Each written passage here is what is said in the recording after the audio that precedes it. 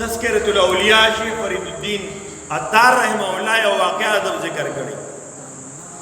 دا د ابتدا نه ډیر متقی او ډیر پرهیزګار انسان، الله پاک د زندگی داسې بدل کړه په یو عمل باندې، نو سنت به ډیر اهتمام کو، خیال به ساتي. یو پیر مسجد رانه تو خیال نه او غزخ پیر ادن نه غزخ پیر ادن نه هاتفی आवाज تو شو یا ثور اے غویا تو کی ثور وای ته ویل کی اے غویا ا کټیم به هوش شراب پریوته را پریوته چې کله هوش کې راغی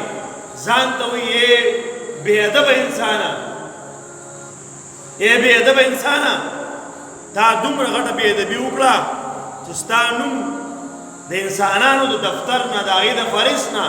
د هغې د رجسټر نه ستا نوم وران شو او ستا نوم د ځناورو په رجسټر کې ولیکلی شو، د انسانیت هغه نوم دې ختم شو.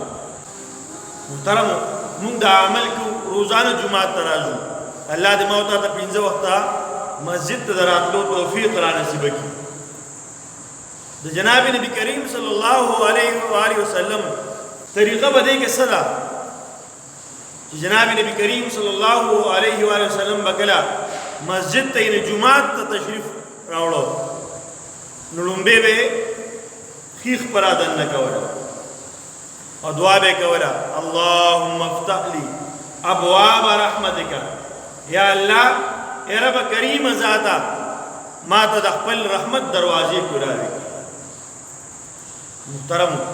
نن زمون بده کې څومره غفلت دی، څوک دې خبر نه دی، څوک خیال نه ساتي.